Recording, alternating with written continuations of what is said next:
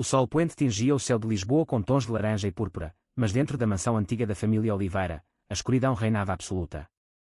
João, com o coração apertado como um punho, ouviu as palavras do pai ecoarem como um verdito final: "Você é o fracasso da nossa família, João. Um homem que se deita com outros homens não merece herdar nada além de vergonha." Naquele instante, o mundo desabou, e João jurou que um dia, aquelas palavras seriam engolidas pelo orgulho que ele construiria das próprias cinzas. Mas o destino, caprichoso como o Tejo em maré alta, tinha planos que nem o velho patriarca António Oliveira poderia prever. João saiu da sala de jantar tropeçando nas próprias pernas, o ar rarefeito pelo cheiro de vinho do Porto derramado na mesa, um vinho que sua família produzia há gerações nas vinhas do Douro.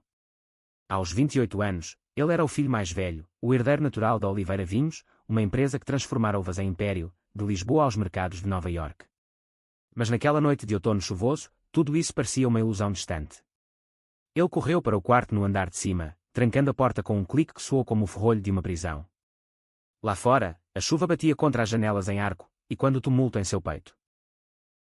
Ele pegou o telefone, os dedos tremendo ao discar o número de Miguel.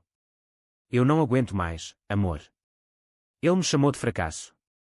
Como se eu fosse uma mancha na história deles. A voz de Miguel, do outro lado da linha, era um bálsamo imediato, grave e reconfortante como o som das ondas no Algarve. "Vem para cá, João. Meu apartamento em Alfama é seu refúgio. Lembra do que prometemos? Juntos, contra o mundo." Miguel Santos era o oposto de João em tantos aspectos: extrovertido onde João era introspectivo, artista de rua onde João era o contador meticuloso da família.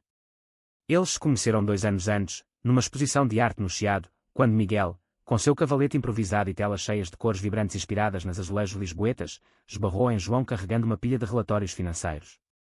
"Desculpa, mas você parece precisar de um pouco de cor na vida", dissera Miguel, com um sorriso que iluminava mais que os lustres de cristal do museu.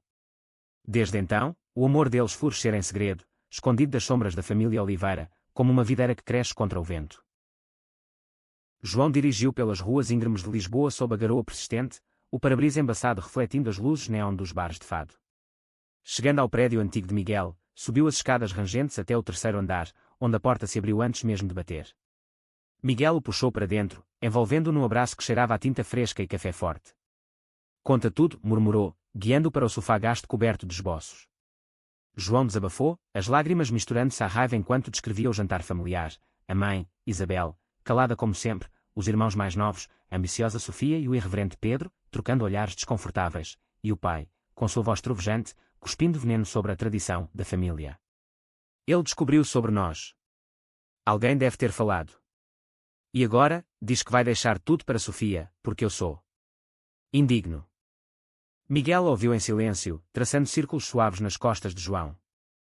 Ele próprio carregava cicatrizes, crescido em uma família católica devota no Porto, fora expulso de casa aos 18 anos por um beijo roubado com um colega de escola. "Meu pai me disse que eu era uma abominação. Mas olha para mim agora, pintando murais que enchem as ruas de Lisboa de esperança. Você vai superar isso, João. Nós vamos."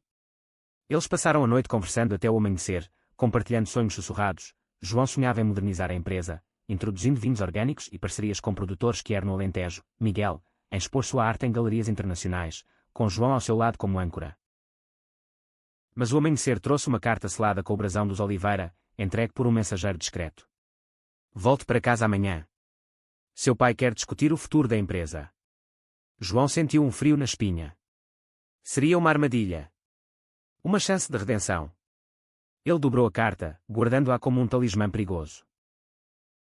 Dias se transformaram em semanas, e a tensão na mansão Oliveira era palpável como o ar úmido antes de uma tempestade. João retornou, não por fraqueza, mas por estratégia. Ele sabia que fugir só fortaleceria o controle do pai.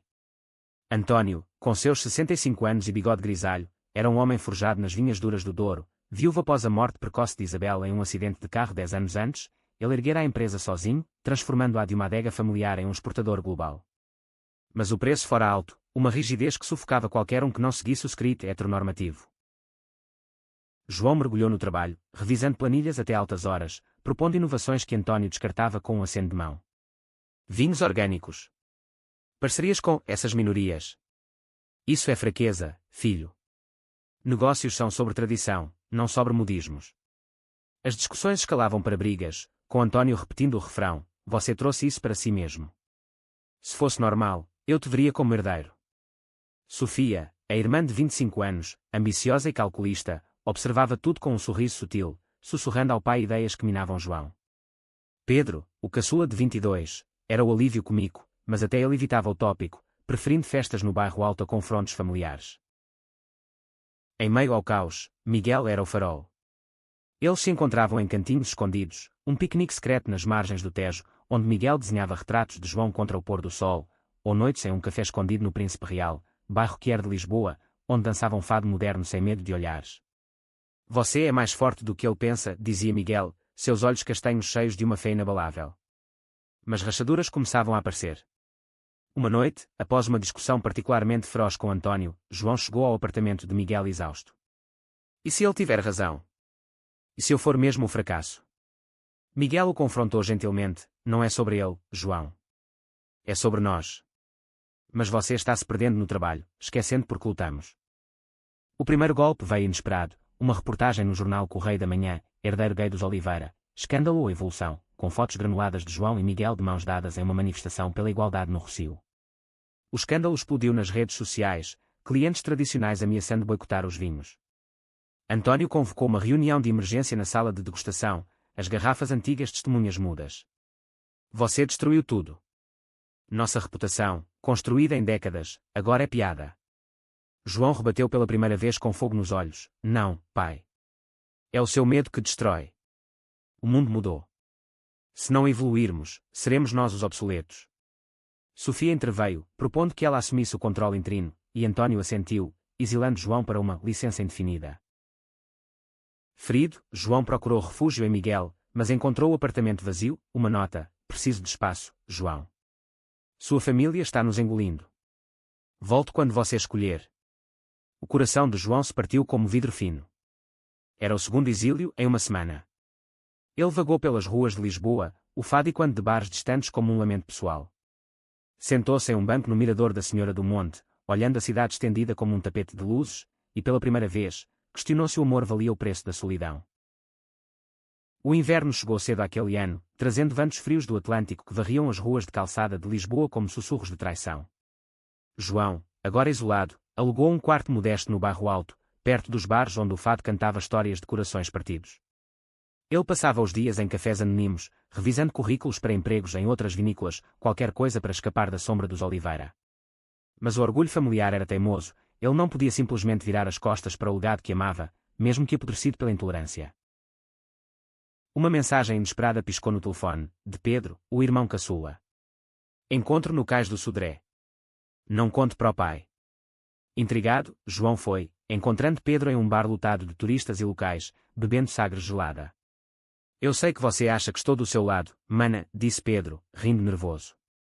Mas a verdade é que eu te admiro, cara. Sofia está tramando. Ela quer vender parte da empresa para um investidor estrangeiro que vai destruir tudo, vinhas químicas, nada de tradição. Pedro, com sua jaqueta de couro e piercings, revelara-se um aliado improvável.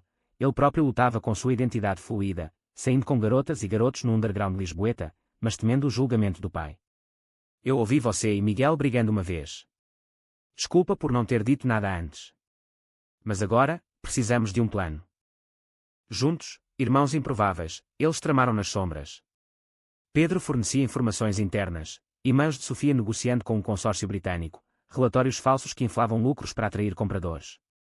João, com sua mente afiada para números, via o padrão: a empresa estava à beira da falência, camuflada por maquiagens contábeis.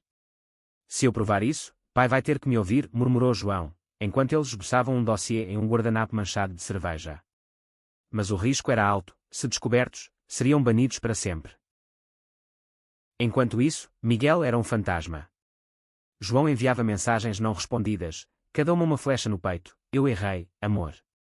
Me dá uma chance de consertar. Uma noite, impulsionado pelo desespero, ele foi até o ateliê de Miguel no Lisboa Factory, um complexo industrial transformado em hub criativo às margens do Tejo. Lá, sob as luzes penduradas como estrelas artificiais, encontrou Miguel pintando um mural imenso, silhuetas de casais que dançando entre vinhas entrelaçadas, símbolos de raiz e liberdade. Porquê? Perguntou João, voz rouca. Miguel parou, o pincel pingando tinta vermelha como vinho. Porque eu te amo, mas não posso ser o segundo na sua lista, atrás da família que te machuca. As palavras cortaram fundo, revelando a insegurança de Miguel. Anos de rejeição o tornavam cauteloso, como um pintor que hesita antes do traço final. Eles conversaram pela primeira vez sem defesas, Miguel admitindo seu medo de ser o erro de João, e João confessando como o amor por ele era a única âncora em meio ao naufrágio. Um beijo hesitante selou a trégua, não de paixão, mas de vulnerabilidade crua. Vamos devagar, disse Miguel. Mas juntos. O reencontro reacendeu a faísca, e João voltou ao plano com vigor renovado, incorporando ideias de Miguel, usar a arte para rebranding da empresa, murais em vinícolas celebrando diversidade.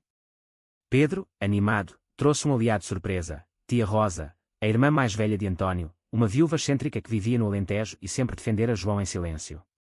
Seu pai é um tolo teimoso, disse ela por videochamada, sua voz como o vento nas planícies. Mas eu tenho ações. Usas.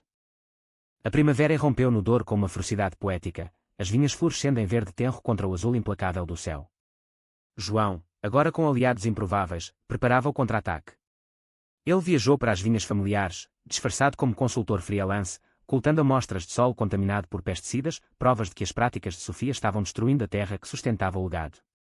Pedro hackeava e-mails, com a ajuda de um amigo nerd do IST, expondo as negociações secretas. Tia Rosa, de seu solar em Évora, mobilizava primos distantes, criando uma coalizão familiar silenciosa. Miguel, ao lado de João, transformava dor em criação. Ele pintava rótulos conceituais para vinhos, liberdade, com designs que evocavam azulejos que eram e videiras entrelaçadas, simbolizando amores proibidos que florescem. Isso não é só negócio, dizia ele, enquanto esboçavam no terraço de um café em Porto. É catarse. Mas o idílio foi interrompido por uma reviravolta brutal. Sofia descobriu o plano através de um espião no círculo de Pedro.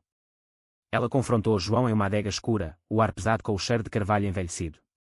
Você acha que pode me roubar isso? Eu sou a filha perfeita, casada, normal. Pai me escolheu por um motivo. Seus olhos, outrora brincalhões, agora faiscavam com ambição venenosa. Ela ameaçou, vou contar tudo para o pai, e você perde Miguel também. Eu sei onde ele pinta à noite. O pavor gelou João. Pela primeira vez, ele viu o monstro que a pressão familiar criara em Sofia, uma mulher moldada para sobreviver, pisando em quem amava para subir. Ele correu para Miguel, encontrando no ateliê sob assalto, vândalos, provavelmente contratados por Sofia, haviam pichado, aberração, nas paredes frescas. Miguel, machucado fisicamente e emocionalmente, sangrava de um corte no braço. Eles disseram que era por minha causa. Por nós. João o levou ao hospital, o coração em chamas de raiva protetora. Naquela noite, de mãos dadas na sala de emergência, eles juraram lealdade eterna, não mais segredos. Lutamos abertamente. O clímax se aproximava como uma colheita inevitável. António anunciou uma assembleia de acionistas na mansão, convidando investidores estrangeiros. João, com o dossiê completo, invadiu a reunião, o documento tremendo em suas mãos. Pai, isso não é sobre mim ou minha orientação. É sobre salvar o que você construiu. Ele projetou slides, gráficos de declínio financeiro, fotos de solos envenenados, e-mails de traição de Sofia. O salão, cheio de tios e primos, murmurou em choque. Sofia rebateu com fúria, mentiras. Ele é o traidor, o gay que arrasta nossa reputação na lama. Mas tia Rosa se ergueu, voz firme, basta, António. Seu filho é o único com coragem de dizer a verdade. António, pálido como um fantasma, desabou na cadeira, os olhos fixos em João como se o visse pela primeira vez. Lágrimas, raras como chuva no verão, escorreram por seu rosto enrugado. Eu fiz isso por medo. Perdi sua mãe, e temi perder o nome. Mas você é mais Oliveira do que eu jamais fui. Em um gesto de rendição, ele assinou os papéis ali mesmo, transferindo o controle para João. Sofia, derrotada, fugiu da sala chorando, sua armadura de ambição rachada. O verão banhava o Douro em luz dourada, e a Oliveira Vinhos renascia como uma fênix das cinzas da discórdia. João, agora CEO, implementou as mudanças sonhadas, vinhas orgânicas, parcerias com produtores LGBTQ+, no Alentejo, e uma linha de vinhos batizada Raízes Livres, com rótulos de Miguel estampados em garrafas exportadas para o mundo. A empresa não só sobreviveu, mas floresceu, um artigo na revista Visão proclamou, o herdeiro que era que salvou o Império Português. António, transformado pelo remorso, começou uma jornada própria. Ele apareceu no ateliê de Miguel um dia, mãos calejadas segurando uma garrafa de vinho caseiro. Eu errei, rapaz. Profundamente. Mas vejo agora o que João viu em você, força. Miguel, hesitante, aceitou o gesto, e aos poucos, jantares familiares incluíram risadas genuínas, com Pedro contando piadas e tia Rosa regendo como uma rainha benevolente. Sofia, após meses de terapia em Coimbra, retornou humilde, pedindo perdão e um papel como gerente de marketing, uma redenção conquistada com lágrimas e tempo. João e Miguel, no epicentro da calmaria, celebravam aniversários em vinhas particulares, dançando sob estrelas que pareciam aprovar. Do fracasso ao legado, sussurrou João uma noite, traçando o contorno do rosto de Miguel à luz da lua. E tudo por causa de um amor que nenhum preconceito pôde apagar. Mas o destino, sempre com uma surpresa na manga, reservava uma última reviravolta. Um teste de DNA surpresa, revelado por tia Rosa, provava que João não era biologicamente filho de António, um segredo da mãe, Isabel, para proteger um amor fora do casamento. Você sempre foi o coração da família, disse António, abraçando-o como pai pela primeira vez. Sangue ou não, você é meu. Naquele abraço, sob o céu infinito de Portugal, João sentiu as feridas cicatrizarem, não em silêncio, mas em uma sinfonia de aceitação. O fracasso. Uma ilusão desfeita pelo tempo e pelo amor. E assim, nas curvas do Douro, uma nova tradição nascia, de raízes profundas, mas galhos livres para o vento.